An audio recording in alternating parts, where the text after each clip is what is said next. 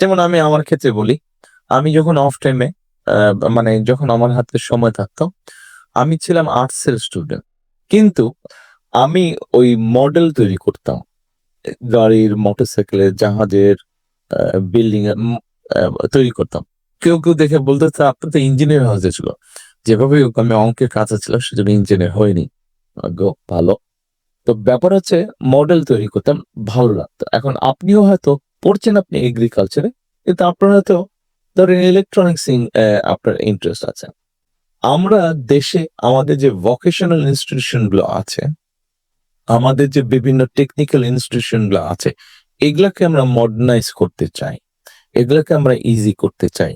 এগুলাকে মডার্নাইজ করার মাধ্যমে আপনার মতন যারা এরকম আছে, আপনি পড়ালেখা ঠিকই শেষ করেন কিন্তু আপনার জবের জন্য ধরেন আপনার ইলেকট্রনিক ট্রেনিংটা যদি এরকম কিছু একটা থাকে, সেক্ষেত্রে আপনার ইউরোপের কোন দেশে হয়তো আপনার ইজি হবে তখন জবটা পাওয়া। এবং এই জিনিসটাকে আমরা মডার্নাইজ করার মাধ্যমে শুধু যে ট্রেনিং এর ব্যবস্থা করব তা না, সাথে আমরা ল্যাঙ্গুয়েজ কোর্সটাও করব।